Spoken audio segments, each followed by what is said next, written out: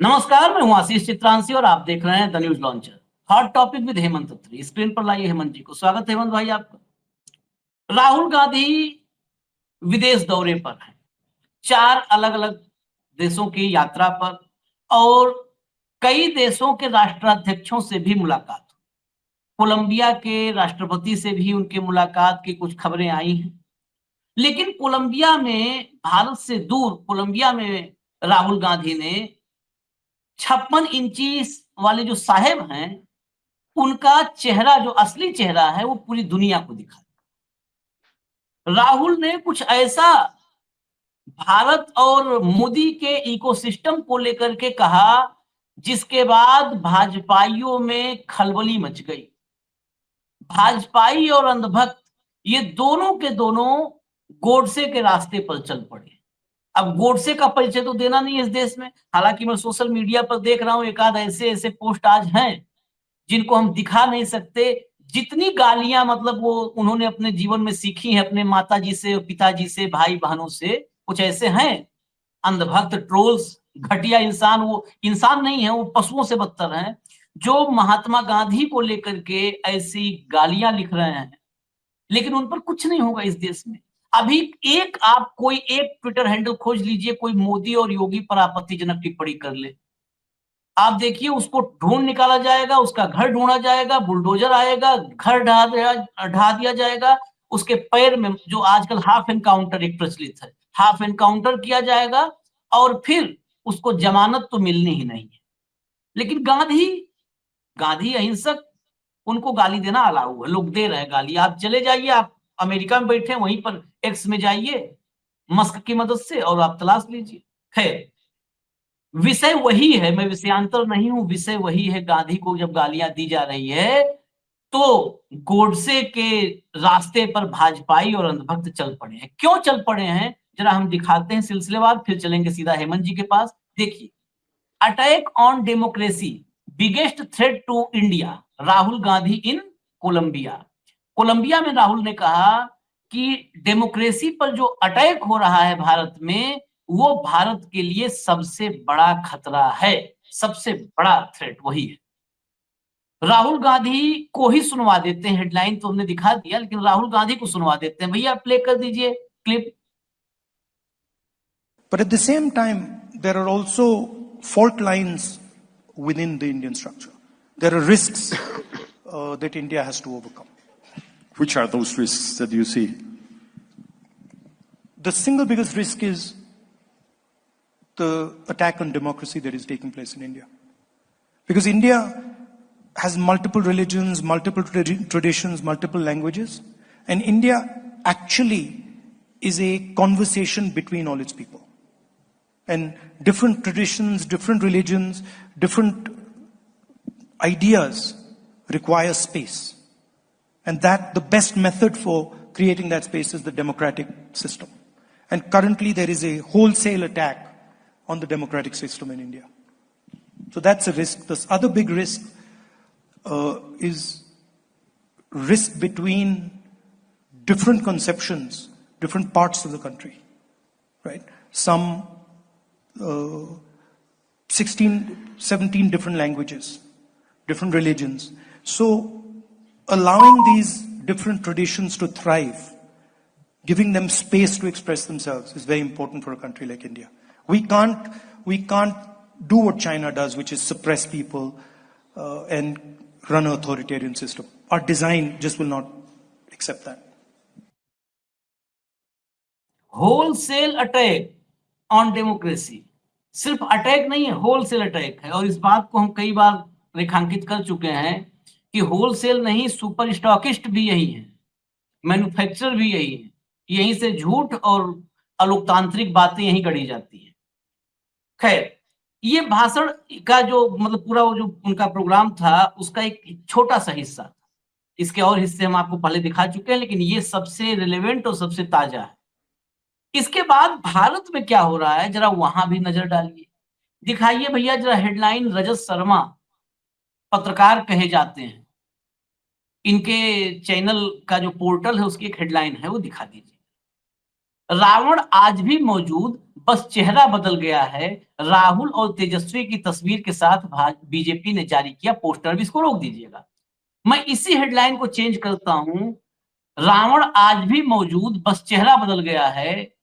मोदी, शाह और योगी की तस्वीर के साथ कांग्रेस ने जारी किया पोस्टर, या मान लीजिए कुछ नहीं, आशीष चतुर्वेदी ने जारी किया पोस्टर।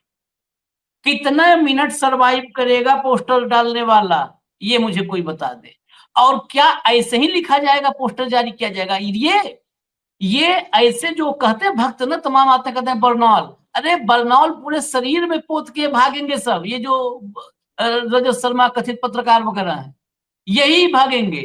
ये क्या लिखेंगे इस वहां पर? मोदी पर घटिया, शर्मनाक, आपत्तिजनक टिप्पणी, विवादित, महाविवादित। देखिए फिर इंटेंसिटी देखिए हेडलाइन का। अभी क्या है, पोस्टर जारी किया, जैसे फिल्म का पोस्टर रिलीज हुआ है। यहां पर एक जगह ये भी नहीं लिखा है कि विवादित पोस्टर, आपत्तिजनक पोस्टर, आपत्तिजनक लिख देते। कल नोएडा में एक इंडिविजुअल, एक किसी भक्त ने एक पोस्टर जारी किया था, उसमें अखिलेश, राहुल और ममता, उनको 3 अलग अलग राक्षसों के उसमें फेस फिट किया था। समाजवादी पार्टी ने आपत्ति जताई, तमाम लोगों ने कहा मुकदमा दर्ज हो, कुछ पता ही नहीं है। योगी का चेहरा लगा दो, अभी मोदी का चेहरा लगा दो। भाई साहब, आपको जो है स्कॉटलैंड यार्ड की पुलिस से तेज यूपी पुलिस ढूंढेगी, क्योंकि एक ही ड्यूटी है उसकी। मोदी योगी की छवि पर कहीं पर भी कोई बट्टा लगा रहा हो साथ, उसे पकड़ लो। मैं जरा आपको दिखा दूं पोस्टर, और ये बीजेपी के ऑफिशियल हैंडल से हुआ है। लाइए भैया ट्विटर वो वाला हैंडल दिखाइए, एक्स वाला हैंडल। ये देखिए, बीजेपी बिहार, मातृशक्ति के अपमान का प्रतीक रावण आज भी मौजूद है, बस चेहरा बदल गया है। जनता अपने मत से इस रावण का अंत करेगी, तय करेगी। ठीक है, रावण हर युग में होता है, बस चेहरा बदल जाता है। त्रेता युग का रावण और कलयुग का रावण, ये देखिए उधर जो है, जिसने चलाओ भाई, और हाँ, जिसने मां जानकी का अपहरण किया, और जिसने सरेआम पीएम की दिवंगत मां को गाली दी गई जिसके मंच से। ठीक है, अच्छा हो गया ना। अब जरा इस पोस्टर को फुल दिखा दीजिए एक बार, फुल। ये पोस्टर अलग से, ये है पूरा पोस्टर, और इसमें जो है ये पोस्टर जारी करके रावण हर युग में होता है, वही है। अब मैंने क्यों कहा गोडसे के रास्ते पे सब, जरा अगला एक फोटो लाइए, पोस्टर लाइए। ये मैं आपको ले चल रहा हूं 1945 में। 1945 में एक अखबार था, गोडसे ने उस अखबार में ये कार्टून निकाला था, जो कार्टून आपके स्क्रीन पर है, ऊपर वाला कार्टून देखिएगा। ये गोडसे का किया धरा है, और 1945, आज का नहीं, 1945 का ये कारनामा है गोडसे का। इसमें बीच में जो ऊपर रावण की जो है छवि बनाई गई है, उसमें बीच में गांधी हैं, बापू, बगल में जो सिर बनाए गए हैं उसमें नेहरू हैं, सरदार पटेल हैं, नेताजी सुभाष चंद्र बोस हैं। अब ये सुभाष चंद्र बोस को भी कहते हैं हमारे आइकॉन है। पहले यही तय कर पाए कि कौन किसका है, इनका तो बेसिकली कोई है नहीं। सुभाष चंद्र बोस, नेहरू, पटेल सब हैं गांधी जी के बीच में। ये 45 में ये अग्रणी नाम का अखबार था, उस अखबार में गोडसे ने ये कार्टून छापा था। और जो तीर लिए खड़े हैं दो राम लक्ष्मण, इनको भी बता दूं कौन है। इसमें एक है वीर सावरकर, जिसको लोग कहते हैं, मैं वीर तो लगाता नहीं हूं, सिर्फ सावरकर बोलता हूं। तो एक सावरकर है और एक श्यामा प्रसाद मुखर्जी। इनके सबसे पुराने, मतलब जो कह लो कि जो है पितामह इस पार्टी के, वो श्यामा प्रसाद मुखर्जी हैं। सावरकर से तो हालांकि पीछा किसी से नहीं छुड़ा पाएंगे, सावरकर से तो एक बार कन्नी भी काट सकते हैं, लेकिन आज जिस पेड़ का फल खा रहे हैं उस पेड़ का बीज ही डाला था जो है श्यामा प्रसाद मुखर्जी ने। तो मुखर्जी और सावरकर हैं जो तीर लेके खड़े हैं। अब इन चेहरों में से तमाम ऐसे चेहरे हैं जिनको बीजेपी आज की तारीख में लिए गोदी में घूम रही है। हटा दीजिए इसको, हटा दीजिए। इसलिए हम दिखाए कि गोडसे के रास्ते पे, वो पोस्टर देखिए और आज का पोस्टर देखिए। ये गोडसे जिंदा है। हम लोग पहले कहते थे, 2 अक्टूबर को लिखते थे, कहते थे बापू अभी जिंदा है, क्योंकि बापू विचार है। लेकिन बापूस ज्यादा लगता है इस देश में, जिसको दुनिया पूछती है इस देश में गोडसे जिंदा है। बस आपके पास आ रहा हूँ, 1 मिनट जरा। अब उनको मैडम को सुनवा दीजिए। अच्छा रोकते हैं, अभी हम आपको 2 लोगों को सुनवाएंगे, 2 लोग को सुनवाएंगे। पहले हेमंत भाई के पास चले, ओपनिंग बहुत लंबी हो गई है। हेमंत भाई जरा ये गोडसे राहुल, अगर जो राहुल ने कोलंबिया में कहा है उसको क्या भाजपाइयों और भक्तों ने प्रूफ नहीं कर दिया? जिस देश में अपोजिशन का संहार करने के पर आमादा हो सत्ताधारी दल, संहार करने पर, इसका मतलब लोकतंत्र को का संहार कर रहे हैं। अपोजिशन के बगैर कैसे डेमोक्रेसी? आशीष भाई नमस्कार, आपको सारे दर्शक साथियों को भी, और दशहरे की बहुत बहुत बधाई समस्त देशवासियों को, शुभकामनाएं बहुत। देखिए ये जो घटनाक्रम है, आज के दिन जब महात्मा गांधी की जयंती है, लाल बहादुर शास्त्री जी की जयंती है, दशहरे का वो त्योहार है, सारी सब कुछ अच्छा ही अच्छा है। उसमें जो राहुल गांधी ने कोलंबिया में कहा, वो छात्रों के साथ एक इंटरेक्शन कर रहे थे। उन्होंने कहा कि भारत के लिए जो 140 करोड़ लोग हैं, वो बहुत बड़ी उनकी पूंजी है, बहुत बड़ी पूंजी। पूरा कोट अगर समझेंगे, लेकिन पूरा कोट समझने के लिए थोड़ी बुद्धि चाहिए, जो एक पर्टिकुलर वर्ग ने उस बुद्धि को साइड करके बाकी सारी बात कर रहे। उसमें मैं सारा आपको बताऊंगा कि इसमें क्रोनोलॉजी क्या है। राहुल गांधी वहां कह करके हटे, उन्होंने बहुत सारी बातें कही, और बहुत सारी बातों में क्या है कि भारत को दुनिया का प्रोडक्शन हाउस बनना पड़ेगा, क्योंकि इतना बड़ा जो हमारा 140 करोड़ के देश है, वो एक बहुत बड़ी पूंजी है। लेकिन अकेले सर्विस सेक्टर से काम नहीं चलेगा, हमें प्रोडक्शन सेक्टर में चाइना को टक्कर देनी होगी। ये कोट है उनका। और उन्होंने जो पूरा सेंटेंस कही वो मैं आपको बता देता हूँ। उन्होंने कहा कि ये भारत की पूंजी है, लेकिन भारतीय संरचना में कुछ खामियां हैं, कुछ जोखिम है, जिनसे भारत को पार पाना होगा। कोट एंड कोट बता रहा हूं आपको। सबसे बड़ा जोखिम लोकतंत्र पर हो रहा हमला है। भारत अपने सभी लोगों के बीच संवाद का अभिन्न केंद्र है। विभिन्न परंपराओं, धर्मों और विचारों को जगह की आवश्यकता होती है, स्पेस की आवश्यकता होती है, और उस जगह को बढ़ाने का सबसे अच्छा तरीका है लोकतांत्रिक व्यवस्था। और वर्तमान में भारत में लोकतांत्रिक व्यवस्था पर व्यापक हमला हो रहा है, अनकोट। ठीक। उन्होंने कहा कि दूसरा जोखिम देश के विभिन्न हिस्सों के बीच दरार है। लगभग 16-17 अलग अलग भाषाएं और अलग अलग धर्म। इन विभिन्न परंपराओं को पनपने देना, उन्हें अपनी अभिव्यक्ति की जगह देना भारत के लिए बेहद महत्वपूर्ण है। हम वह नहीं कर सकते जो चीन करता है, लोगों को दबाना और एक सत्तावादी व्यवस्था चलाना। हमारा ढांचा इसे स्वीकार नहीं करेगा। ये उन्होंने कोट एंड कोट कहा था। इसमें क्या गलत कहा है? और वो चीज आपने बिल्कुल ठीक कहा कि वो कह के अटेंड। देखिए इसको सारा से समझना पड़ेगा क्रोनोलॉजी को। राहुल गांधी ने बहुत लंबा चौड़ा भाषण दिया। इसका शीर्षक ये भी हो सकता था कि भारत को चुनौती देनी चाहिए चाइना को प्रोडक्शन के सेक्टर में। हेडिंग ये हो सकता था ना, वो एक पॉजिटिव हेडिंग होता, लॉन्ग टर्म का होता, और उसमें बाकी सारा कन्वर्सेशन आता। लेकिन जो आपके गौतम भाई है, उनका चैनल है, तो आपको पता है उसमें हेडिंग कैसे लगेंगे। आपके गौतम भाई, आपके रजत भाई किस तरीके से खबरों को चलाते हैं। ये पूरा ऐसे मत समझिए, इसको आइसोलेशन में मत देखिए। वहां कुछ कहा गया, ड्रॉप ऑफ दी हेड, एक पल के अंदर उसकी क्लिप काट करके सिलेक्टिव वो दे दी गई, उसको चलाया जाएगा, उसको शीर्षक बनाया जाएगा। उसके बाद जो आपकी ट्रॉल्स है ना, प्लस जिस मोहतरमा का आप जिक्र कर रहे हैं, प्लस आप जिस केंद्रीय मंत्री का जिक्र करने जा रहे हैं, उन सारों को ये आज का होमवर्क है दशहरे के दिन का। और फिर बाकी दिन का सारे चैनलों का, सारे अखबारों का यही काम है कि वो इसको चलाते रहे। दशहरे के दिन भी त्योहार मनाने की बजाय उसका वर्टिकल डिवीजन समाज का जो मेन एजेंडा है, ये देखना पड़ेगा आपको। और वो ऐसा क्यों करते हैं? क्योंकि उनको वो आता है। जो राहुल गांधी कह रहे हैं उसको समझने के लिए दिमाग भी तो चाहिए, खुला दिमाग तो चाहिए। वो क्या कह रहे हैं? वो देश की चुनौतियां बता रहे हैं, और आपने 11.5 साल में किया, आपने कोई चुनौती स्वीकार ही नहीं की। भारत का इन 11.5 साल में आशीष भाई, प्रोडक्शन सेक्टर को तो चाइना खा गया, सर्विस सेक्टर को भगतों का ताऊ ट्रंप हजम करने के चक्कर में है। तो भारत के युवा जाएंगे कहाँ? राहुल गांधी वहां पर इंजीनियरिंग के बच्चों से इंटरेक्शन कर रहे थे। पूरे का पूरा एक पर्सपेक्टिव होता है। लोकतंत्र को खतरा बता देना ये नहीं होता कि उसको लेकर के आप सारा का सारी ट्रॉल से ना उसके पीछे छोड़ दे। वो एक कन्वर्सेशन है। किसी ने अपना भाषण लोकतंत्र के खतरे शुरू नहीं किया। जब मैं अमेरिका के अंदर बैठा हूं, तमाम लोग यहाँ पे बातचीत करते हैं, तो या तो आप शुरू में ही मोदी के खिलाफ बात करना शुरू करो, या एक कन्वर्सेशन का एक फ्लो होता है। मैं और आप 10 मिनट बात कर रहे हैं, जब आप सवाल पूछेंगे तो ये सारी चीजें आएंगी ना आर्टिकुलेशन में। लेकिन आप केवल उस एक लाइन को पकड़ करके लोकतंत्र को खतरा है उसको पीटते रहिए आप, क्योंकि आपका ये शगल है।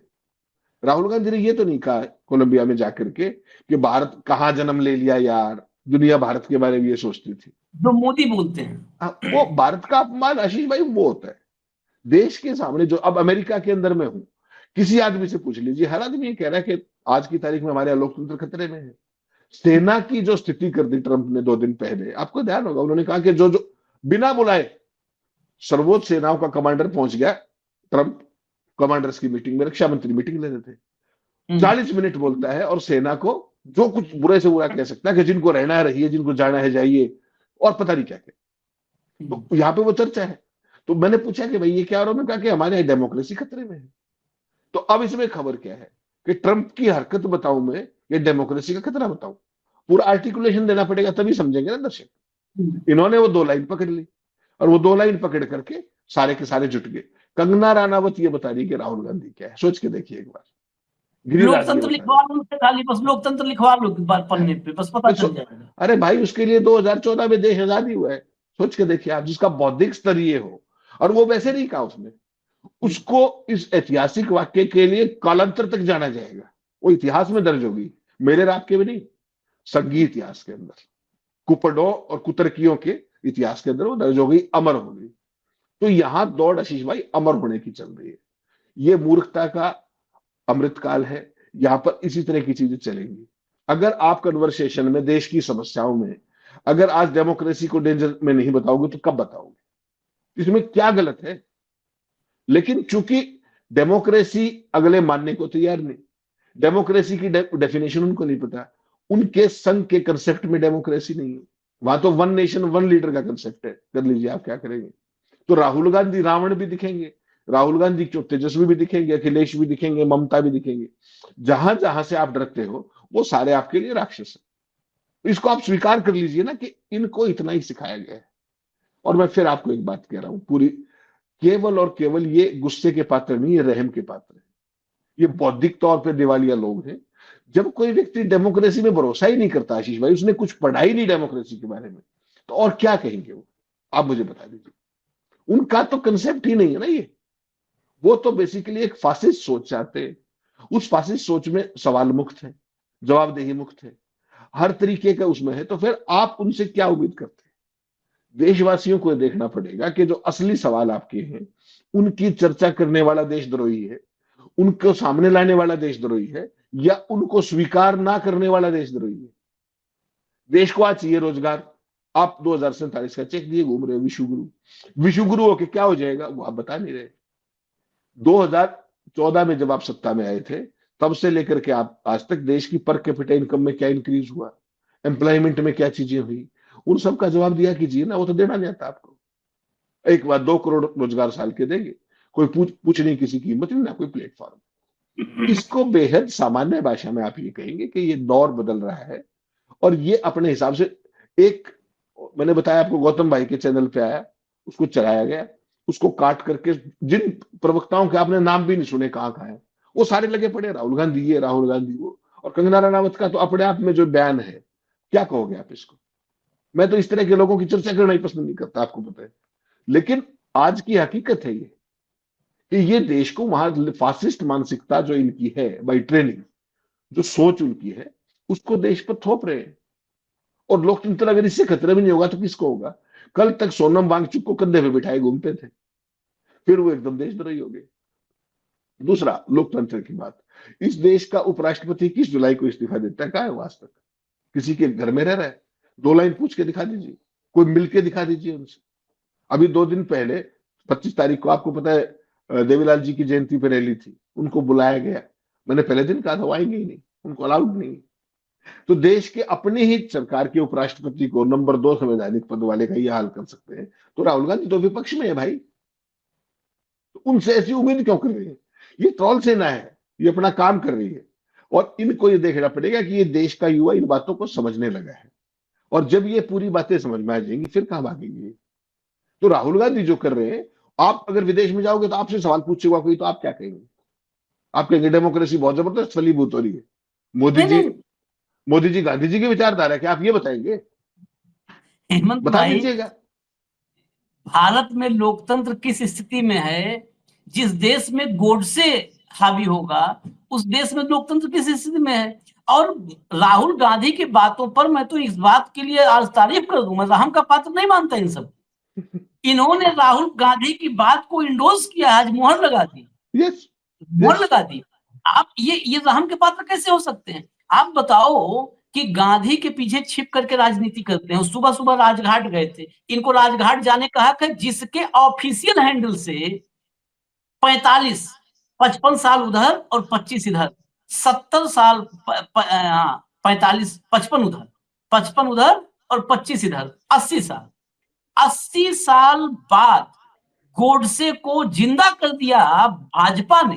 अगर ये कोई भक्त भी होता ना, कोई मिस्टर सिन्हा और इस टाइप के जो तमाम है ट्रोल्स वो होते, तो वो भी एक बार बचने की गुंजाइश थी कि वो उनके निजी विचार है। अब आपका बीजेपी का तो ट्विटर हैंडल निजी विचार है जी, उनका है, निजी विचार है उनका। तो ये तो आज तो रंगे हाथों पकड़े गए कि ये गोडसेवादी हैं, और ये आज भी सिर्फ गांधी के आड़ में छिप करके इस देश को गुमराह कर रहे हैं। असली इनका प्रणेता जो है, वैचारिक स्रोत इनका, वो गोडसे है, वहीं से ऊर्जा पा रहे हैं। अब जरा सुन लीजिए, राहुल ने जो कहा उस पर कंगना रनौत का ज्ञान जरा सुन लीजिए, गौर से सुनिएगा। और जब सुनिएगा तो ध्यान में रखिएगा कि जो गोडसे वाला पोस्टर जो भी हमने दिखाया है, जिसके तर्ज पे पोस्टर बना है, उस पोस्टर को ध्यान में रखिएगा और जरा इनको सुन के ध्यान से सुनिएगा। एक मीम्स में आजकल मैं नहीं, लगातार 2 साल से सुन रहा हूं कि क्या कहना क्या चाहते हो, ये मीम्स में आता है अक्सर, कहना क्या चाहते हो। तो जरा इनसे भी मैं पूछूंगा, कहना क्या चाहती हो, पूरा सुनना आप, शब्दों से पूरा सुनिएगा। तो जैसे कि प्रधानमंत्री जी कहते हैं कि ये बड़ी दुर्भाग्य की बात है कि हमें दूसरे देशों पर निर्भर रहना पड़ता है चीज़ों के लिए।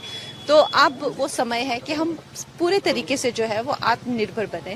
और इसी प्रयास में आज हम भी, वैसे तो खैर हम आते ही हैं खादी, बहुत कपड़े खरीदते ही हैं, लेकिन क्योंकि प्रधानमंत्री जी ने ये आह्वान किया था अपने मन की बात में, उन्होंने स्पेसिफिकली कहा था कि 2 अक्टूबर को आकर आप जो है वो खादी जरूर खरीदे, तो उनकी यही बात का मान रखने के लिए हम लोग आज भी यहाँ आए हैं।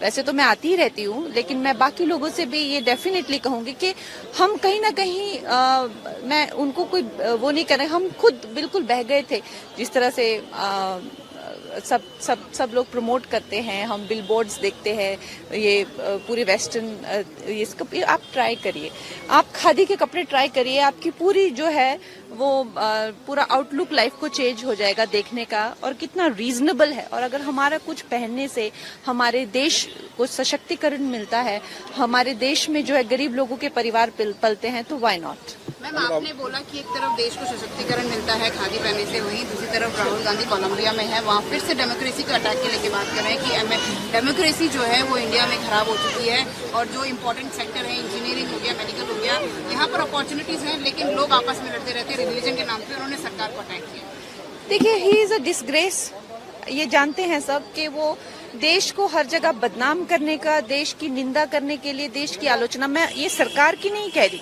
देश की निंदा। अगर वो कह रहे हैं कि लोग यहाँ पे झगड़ालू हैं, लोग यहाँ पे जो हैं वो ईमानदार नहीं है, जो भारत के लोग हैं वो उनको पता नहीं है अपने हमारे लिए क्या अच्छा है, वो वोट जो देते हैं उनका दिमाग काम नहीं करता, तो इसलिए जो है किसी और को आके यहाँ पे डेमोक्रेसी बचानी चाहिए, ये सब बातों से वो ये दिखाते हैं कि भारत के लोग जो हैं वो बुद्धिहीन है, वो यही कहना चाहते हैं ना। तो खैर, that's why I call him a disgrace. वो जो है देश को शर्मिंदा करते हैं हमेशा, और देश भी उनसे शर्मिंदा है, तो इससे बड़ा मैं और क्या कह सकती हूँ।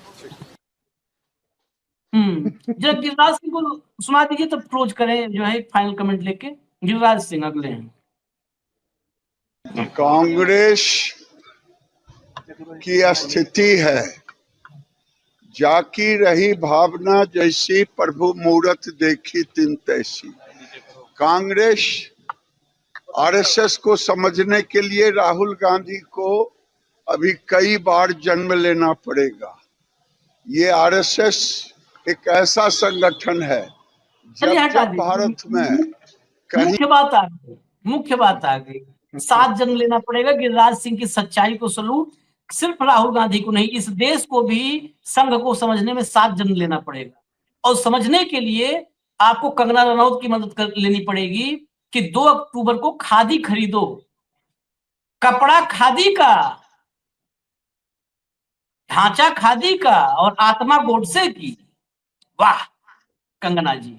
अब हालांकि मैं सोचता था, कहा है उन्होंने कि राहुल गांधी पूरे देश को मूर्ख समझते हैं, पता नहीं वो अपने बारे में कह रही थी राहुल गांधी किसको मूर्ख समझते हैं किसको नहीं, और कौन मूर्ख है कौन होशियार है। हेमंत भाई, कपड़ा खादी का, आत्मा गोडसे की, सोच गोडसे की।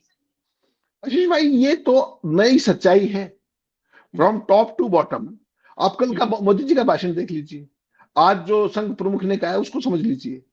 जो भी चीजें हैं, आत्मनिर्भरता, फला, स्वराज, स्वदेशी, क्या मतलब इन लोगों के मुंह से ये सब अच्छा लगता है?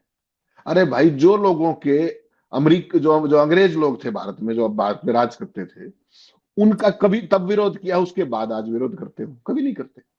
जो आपने पोस्टर दिखाया बहुत डिस्टर्बिंग था, जिसमें वो निशाना लगा रहे हैं भारत के तमाम स्वतंत्रता सेनानियों पर। कितना ये एक मानसिक सोच तब से चली आ रही है। तो कंगना राणावत जो है उसी सोच की तो वंशज है, और वो पहले ऐसी थी ऐसा नहीं है। जब वो भाजपा में आने का जो प्रिल्यूड होता है, जब आने की तैयारी कर रही थी, जब उसको लगा कि तुम्हारा कैरियर की जय हिंद जय भारत हो गई है, उसके बाद उन्होंने उस पर इस तरह की लफाजी करनी शुरू की। ये सिलेबस कहीं और से आ रहा है। गिरिराज सिंह, जितने फुजुल्ले घूम रहे हैं देश के अंदर, ये सारे का सारे, इनको एक टास्क दिया जा रहा है। देखिए, इनको अगर आपको ये कहें कि महात्मा गांधी जी बड़े महान थे, आप मेरी बात समझिएगा, लाल बहादुर शास्त्री जी बड़े महान थे, महात्मा गांधी जी बड़े महान थे, और इस पे 4 मिनट का बाइट देंगे, तो वो चलेगा क्या? कहीं वो तो थे महान, तो नहीं चलेगा। तो इनकी सोच क्या है कि राहुल गांधी को कलंक बता दो और अपने ईमानदारी के ठेकेदार हो जाओ, स्वराज की बात करो, स्वदेशी की बात करो। इस मैडम से कोई ये पूछे, मैं हालांकि महिला होने के नाते कोई इस तरह की बात नहीं कर सकता, कि इसके जीवन में पूरे दिन जो दिनचर्या है उसमें कितनी स्वदेशी चीजें प्रयोग होती है। मोदी जी का पूरे के पूरे दिन में कितनी क्या चीजें होती, एक भी चीज उनके जो यूज करते हैं वो कोई स्वदेशी नहीं है। कुल मिलाकर के जो कहना, जिसको आप हिपोक्रेसी कहते हो ना, हिपोक्रेसी की कोई सीमा होती है, तो ये हिपोक्रेसी की सीमाओं से पार हो चुके हैं आशीष भाई। और देश ने इनके इस रूप को कब तक स्वीकारने का, या एसआईआर या महाराष्ट्र वाले मॉडल से सत्ता हथियाने का कब तक का इनका मैंडेट है, ये मैं और आप तो नहीं कह सकते। अल्टीमेटली इसका इलाज केवल एक है कि देश के लोगों को जागना होगा, केवल और केवल ये है। इसके अलावा कोई बात नहीं है। जो लॉजिक का सबको पता है, सारी चीजों का सब कुछ पता है। अब मैं यहाँ 2 दिन से मुझसे सवाल यही पूछा जा रहा है कि भारत में इतनी गड़बड़ियां हो रही हैं, उसका उपचार क्या है? मैंने कहा जी, लोकतंत्र के अंदर तो जन जागरण उपचार होता है। लोग जिस दिन तय कर लेंगे, लोगों को जिस दिन समझ में आ जाएगा, इसके अलावा तो कुछ बचता नहीं। तो वही बात जो मैं यहाँ कह रहा हूं, वही बात भारत के बारे में कह रहा हूं। भारत के लोगों को ये समझना पड़ेगा कि उनको किस धारा के साथ चलना है। 11.5 साल एक धारा के साथ चलते हुए उनका प्रोडक्शन, उनका सर्विस सेक्टर, उनका एग्रीकल्चर सेक्टर, उनकी एम्प्लॉयमेंट, उनकी पर कैपिटा इनकम, उनकी गरीबी, उनकी सारी की सारी जो चीजें थी, क्या वो एड्रेस होगी 11.5 साल में? आत्मनिर्भरता की बात कर रहे हैं मोदी जी, कल जिस तरीके से भाषण दे रहे थे, भागवत जो बातें कह रहे हैं, उसमें कोई भी स्वीकारोक्ति है क्या? जो तुम्हारे अतीत के पाप हैं, कहीं कुछ है क्या? केवल और केवल आरएसएस महान है। आरएसएस कैसे महान है वही बता दो भाई। एक एनजीओ है, फिर वही सवाल आएगा कि आपको अगर रिपीटेशन है। भाई जो रजिस्टर्ड नहीं, यार उसका खाता भी नहीं है बैंक में। अब बताइए, मैं आज सुबह पढ़ रहा था, बैंक में अकाउंट नहीं, अकाउंट कैसे होगा? उसके लिए पैन नंबर चाहिए, रजिस्ट्रेशन इनका नहीं। कम से कम 100वें साल में ये कह सकते हैं कि हम भारत के कानून को मानेंगे, हम अपना रजिस्ट्रेशन करा लेते हैं। इतना तो कर ही सकते थे। एक नया संकल्प ले लो, पारदर्शिता हो जाएगी, जवाबदेही हो जाएगी। लेकिन वही तो खत्म करनी है। जब उसको खत्म करोगे तभी तो लोकतंत्र खत्म होगा। लाल किले की प्राचीर से प्रधानमंत्री ऑफिशियली आरएसएस के बारे में बोल रहा है, और उसकी हकीकत क्या है उसको देश अगर नहीं समझ रहा, तो इसमें आशीष चित्रांशी और हेमंत अतीत तो केवल जन जागरण की कोशिश ही कर सकते हैं। और जितना कम हो सके ये जो लूज कैनन्स है, कंगना रनावत, ये मेरा आपसे व्यक्तिगत आग्रह भी है कि इनको दिखाना और इनका नाम लेकर के चर्चा बंद करनी चाहिए। अपने को नाम मत लीजिए, नमूने हैं ये। जब हम इनका नाम लेके, इनको तभी तो उबलचा है ना, चैनलों पे तो इनको होमवर्क दिया गया है, वहां तो ये चलेंगे ही चलेंगे। मैं और आप अगर इनको दिखाना बंद करके सिंबॉलिकली प्रयोग करना शुरू करें, जैसे आजकल हम मोदी जी के A1 और A2 का नाम नहीं लेते। मोदी जी के हिसाब से मुझे लगता है कि हमें रिवर्स साइकोलॉजी काम करने की जरूरत है, कि इनकी मूर्खता को इतना दिखा दीजिए कि आदमी गली गली में कहने लगे, जैसे गली गली में कह रहे हैं लोग ना, वोट चोर गद्दी छोड़। अगर हम इनसे, ये वो लोग हैं जिनको इतना दिखा दीजिए, आखिरकार राहुल ने इतना दिखाया कि गली गली में होने लगा वोट चोर गद्दी छोड़। तो गली गली में जब तक न होने लगे इन सब इस पूरे इकोसिस्टम के लिए कि मूर्खों माइक छोड़ो, माइक पे मत आओ मूर्खों, अब जब आते हो तब तक नाक कटाते हो, तब तक इन सबको दिखाना है कि इनका चेहरा लोग पहचान ले। क्या करना चाहिए? खादी खरीदोगे, बह गए हम लोग, उसमें बह गए थे तो किसमें बह गए? मैं तो रोज आती हूँ, फिलहाल 2 अक्टूबर को प्रधानमंत्री जी ने कहा तो फिर आ गई खरीदने के लिए।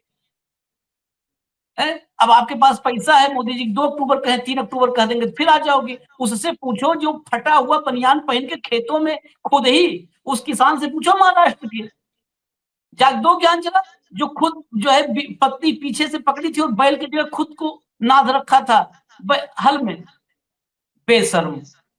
खैर इजाजत दीजिए, चलिए हमें। धन्यवाद हेमंत भाई, बहुत बहुत धन्यवाद, नमस्कार।